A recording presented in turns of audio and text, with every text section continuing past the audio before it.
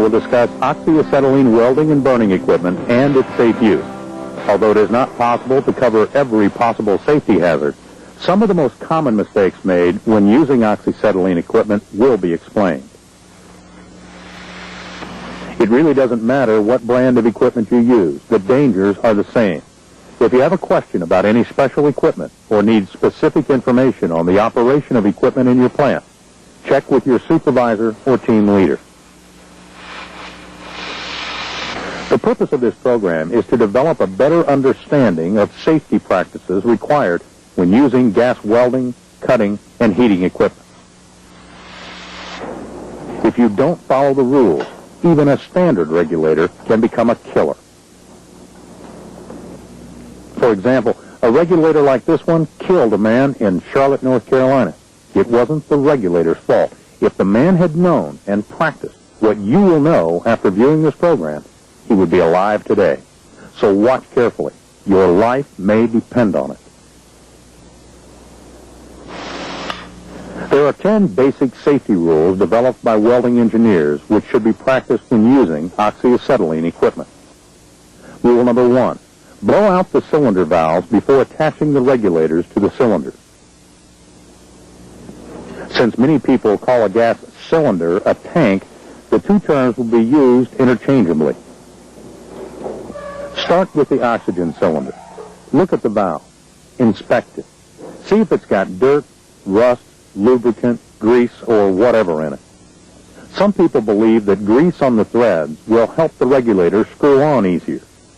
But the truth is, there should never be any grease or oil anywhere near pure oxygen.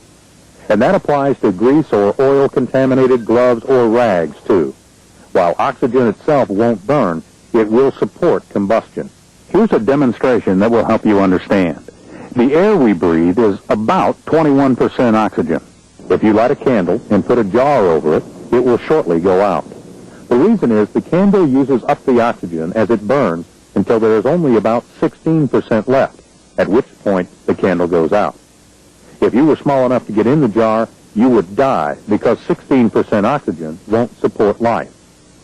The oxygen in this tank is about 99.5% pure. We'll fill up the jar with it. Now we'll put it over the candle, and you see how much more brightly the candle burns in oxygen. Oxygen doesn't burn, but it sure does support combustion. Oil or grease on the oxygen valve may start a fire when the valve is cracked to blow it out. This can occur without a spark or flame because grease or oil in the presence of oxygen will start spontaneous combustion, which means it will start burning all by itself. So inspect the valve carefully. Now move to a position so that the opening is pointing away from you. Then crack the valve for about a second to blow out any dust, rust, etc., which could cause the regulator to fail to work properly. Check the valve again to be sure it is clear. If it is, mount the oxygen regulator. Rule number 2. Release the adjusting screws on the regulators before opening up the cylinder valve. This means you turn the handle counterclockwise to screw it out until there is no pressure on the diaphragm. What this does is to shut off the regulator so that the high pressure which is in the tank can't go into the working mechanism of the regulator or beyond it. Rule number 3. Stand to one side of the regulator before opening the cylinder valve. The weakest point of a regulator is the bonnet. If a regulator explodes, it usually is the bonnet that goes first. When it does, the adjusting screw is blown out. If you're right there, it's about the same as standing in front of a discharging .30-06 rifle. Rule number 4. Open the cylinder valve slowly. The pressure in a full tank of oxygen is 2,200 pounds per square inch. If you rapidly open the valve, the shock may damage the regulator. So just crack the valve until you see the pressure build up and the needle stop moving. At this point, screw the valve all the way open. The valve on the oxygen has a seat on the top as well as the bottom. This prevents leakage around the valve stem when the valve is all the way open. So make sure you screw it all the way open. Use the same procedure with the acetylene cylinder. First, inspect the cylinder valve. Get in position so that the opening points away from you. Crack the cylinder valve for just a second to blow it out. Then install the regulator. Second, be sure the adjusting screw is backed out until there is no pressure on the diaphragm. Third, stand to one side.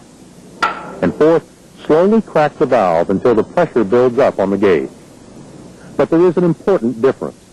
Unlike the oxygen valve that is completely open, the valve on the acetylene tank should only be opened 1/4 to 1/2 turn.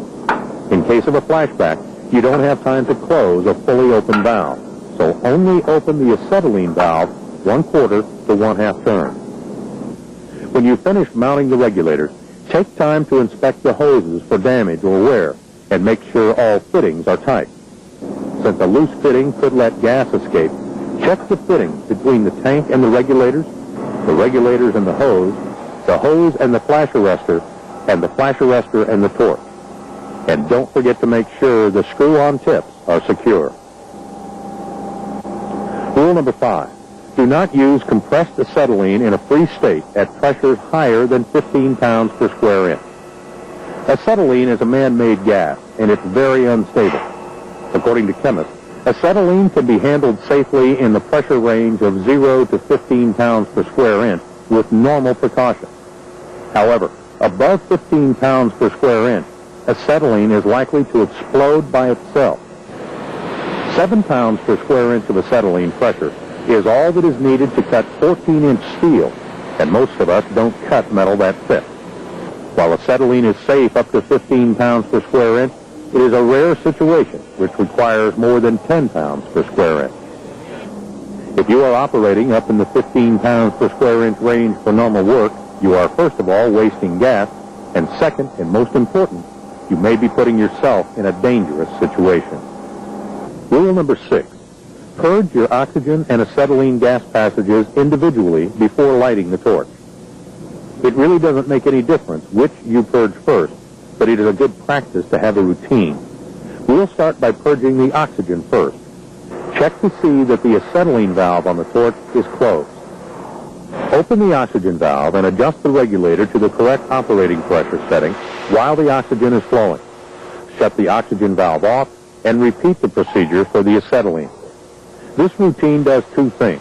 First, you get rid of any foreign gas that may be in either of the regulators, and second, you set your regulator pressure while the gas is actually flowing. Rule number 7. Light the acetylene before opening the oxygen valve on the torch. Most operators don't like to light the acetylene first because of the slight amount of black soot created. However, this is the correct way.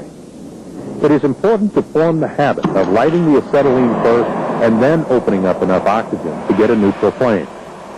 Always use a friction lighter because you are likely to burn yourself trying to light the torch with a match or other lighter. Open the acetylene valve until the flame stands away from the tip before it starts to flare out. This will reduce the black smoke to a minimum. If you don't open the acetylene valve this much, you will get more smoke and it will be burning inside the tip, which could result in a flashback. Next, open the oxygen valve on the torch and adjust it for a neutral flame. A neutral flame is one where there is neither excess of oxygen nor acetylene. When this is true, there will be a little inner flame surrounded by a barely visible envelope of flame. Meet Harry, a maintenance man with 20 years of experience. Harry considers himself an expert with this equipment, but Harry has a problem. He doesn't realize the importance of rule number 7. Harry has been working several hours when lunchtime rolls around. So he turns off the valve, lays the torch down, and goes out to the lunchroom to eat. While Harry is at lunch, George needs to use the equipment. George is a maintenance man, just like Harry, with about 15 years experience. George doesn't use the equipment as much as Harry, but he does recognize that he will need a cutting head on the torch. So he takes the torch apart and installs the cutting head. He lights the torch, but when he tries to cut, he finds out right away that he doesn't have enough oxygen pressure to do the job. He has a pretty good heating flame, but it won't cut a thing, so he shuts it down. Like Harry, George likes to take shortcuts, too. He never uses a chart to determine what the proper oxygen pressure should be for a certain size tip. He just goes over to the regulator and cranks it down until it reads about 50. He mashes on the torch lever and hears the oxygen whistle and figures it's about right. George lights the torch and does his job. When he's finished, George replaces the cutting head and leaves the equipment like he found it. When he returns from lunch, Harry doesn't look at his gauges. He uses his standard shortcut. Since he doesn't like the black smoke you get when you light the acetylene first, Harry always cracks the oxygen valve on the torch before lighting the acetylene. Let's replay that action, except this time, keep an eye on the acetylene gauge. Notice what happens when Harry opens the oxygen valve on the torch. The pressure rises, which means that the 50 pounds pressure of oxygen, even though it was flowing out of the tip, overcame the 5 pounds per square inch acetylene pressure in the mixing chamber and caused a reverse flow in the acetylene line. If the check valves hold, Harry would be okay. But if the check valve on the acetylene hose leaks or is stuck open, there would be a mixture of oxygen and acetylene in the acetylene line and in the diaphragm area of the regulator. If Harry lifts the torch, since an oxyacetylene mixture flashes back at approximately 24 feet per second, in about 2 seconds, this regulator would blow up. If Harry had remembered rule number 7 and lit the acetylene first and then opened the oxygen valve until he had a neutral flame, the oxygen valve on the torch would have reduced the pressure enough to keep oxygen from flowing back into the acetylene and thus would have prevented an explosion. Here we have 3 balloons. The green one is filled with oxygen, the yellow one with acetylene, and the red one with a mixture of the two. When the flame of the torch touches the green balloon, the oxygen helps the rubber to burn quickly, but oxygen doesn't burn by itself. The acetylene burns with a puff. Since the 22% oxygen in the air isn't enough to burn all the acetylene, part is converted to carbon, which made the puff of smoke. Finally, the red balloon. Because of the limitations of the sound equipment, this may not sound like much of an explosion to you, but it will make your ears ring for 10 minutes. Remember that a regulator would hold several times this much because the gas is under pressure. You see what just a little of the mixture of oxygen and acetylene can do, so don't take chances. Rule number 8, never use oil on regulators, torches, fittings, or other equipment in contact with oxygen. Oil in contact with oxygen can burst into flames with no spark at all, so never put oil or grease anywhere on gas welding equipment. If you put your welding regulators or torches into a toolbox, be sure that there aren't greasy fittings or greasy rags in there. If you should get some oil or grease in a regulator, don't try to clean it yourself. Send it back to your supplier for service. Don't weld or handle gas welding equipment with greasy hands. A greasy hand in a blast of oxygen can make a gruesome torch. Rule number 9, do not use oxygen as a substitute for air. Some old-timers may say, get me a tank of air, when they really mean, get me a tank of oxygen. While they know what they mean, a new helper may not understand and may think it is actually air in the tank. If oxygen were used for spraying paint, for example, there would be a danger of fire or explosion. So get in the habit of calling oxygen, oxygen, not air. Always look at the name of the gas that is in the cylinder. It is always printed right near the valve. Don't trust the color of the bottle. Rule number 10, keep your work area clean of anything that will burn. When you have your glasses on, a spark could start a fire behind you and might get out of control before you noticed what was happening. Sparks have been known to travel as much as 35 feet from the work area during the burning process. Make sure you have the proper fire extinguisher nearby. That covers the 10 main rules, but there are a few more we need to briefly mention. One of the most obvious is always wear eye protection. You could actually do gas welding or cutting without special glasses, but if you did, you will probably be blind from splatter or spark getting in your eye or suffer permanent damage from infrared or ultraviolet radiation. Compressed gas cylinders should only be stored in designated areas that are dry, well ventilated, and protected. Cylinders should be upright, have their protective caps in place, and be securely fastened. Fuel gas and oxygen should not be stored side by side. When moving or transporting cylinders, check to make sure that the valve protection cap is in place. Never use the cap to pick up a cylinder. Cylinder hand trucks are the preferred way of transporting compressed gas cylinders. A proper cylinder hand truck, chains, steadying device, or other special carrier should also be used to keep cylinders from being knocked over while in use.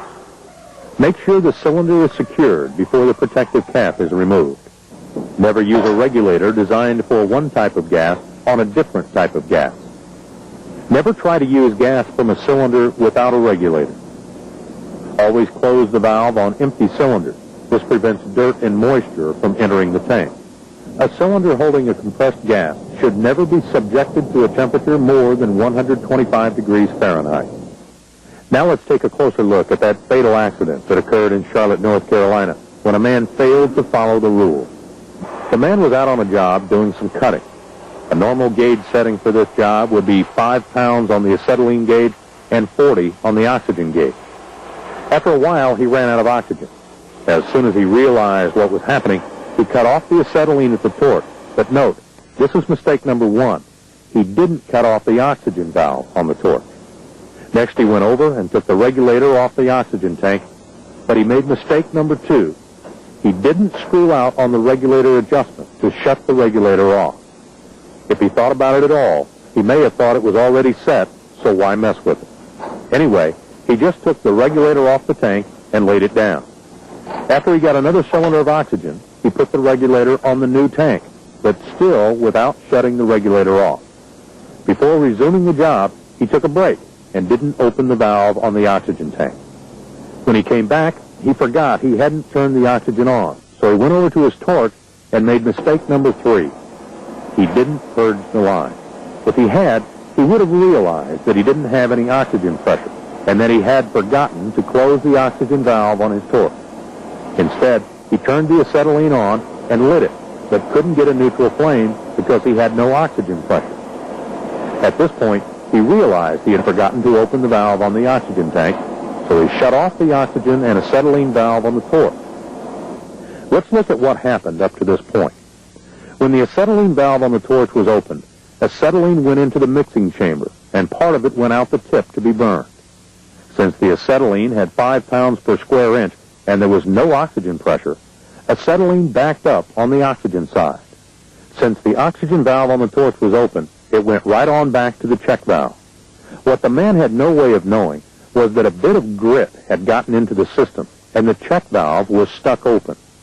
So the acetylene went right on past the check valve and into the hose, and back to and through the oxygen regulator.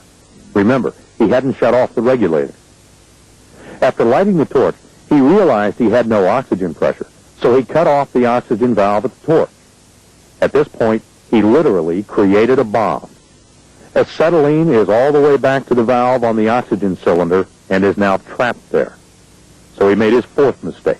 He went over and stood in front of the regulator. And then he made his 5th and last mistake. He quickly opened up the valve on the oxygen cylinder. The 2,200 pounds per square inch pressure in the oxygen cylinder slammed toward the regulator and started compressing the acetylene. When the acetylene got to some point above 32 pounds per square inch, it exploded. The explosion burned the man rather badly, but that didn't really make any difference because the adjusting screw on the regulator had already killed him. Remember, he was standing in front of it. You should remember the rules. It's your life we're talking about. Follow the rules. Here they are again. Number 1, blow out the valve on the cylinder, but point it away from yourself. Number 2, release the adjusting screw on the regulator before opening the valve on the cylinder. If you back out this screw which closes off the regulator, you will greatly reduce your chances of having an explosion. Number 3, when you make that adjustment to the regulator, stand to one side. If that regulator should blow, it would be bad enough to get a burned hand, but it sure would be better than getting killed. Number 4, open the cylinder valve slowly.